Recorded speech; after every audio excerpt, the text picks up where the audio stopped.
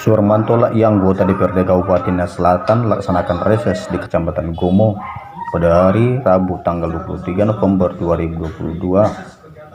Reses tersebut bertujuan untuk menampung usul dan aspirasi masyarakat untuk disampaikan kepada pemerintah Kabupaten Nias Selatan.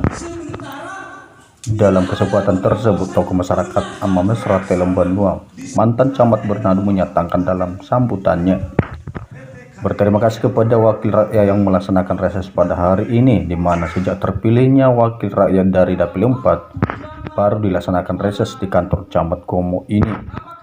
Maka dalam hal itu kita sebagai masyarakat mengusulkan keluhan kita dengan hal kepentingan umum. Selanjutnya camat Gomo juga menyampaikan bahwa ke depan dalam memilih wakil rakyat dari Dapil 4 jangan hanya asal dipilih saja. Kita harus memilih orang yang benar-benar memperhatikan kepentingan masyarakat, bukan mengutamakan kepentingan pribadi. Masyarakat dari Dapil 4 menyampaikan juga usulan kepada pemerintah Nias Selatan melalui reses pada hari tersebut tentang jalan dari Kecamatan Lahusa menuju Kecamatan Gomo untuk segera dibangun kembali, dan pembangunan jalan dari Gomo menuju Bernado dan jalan dari Kecamatan Gomo menuju Kecamatan Indanetai terus menuju Hulu Indanetai dan Umbonasi.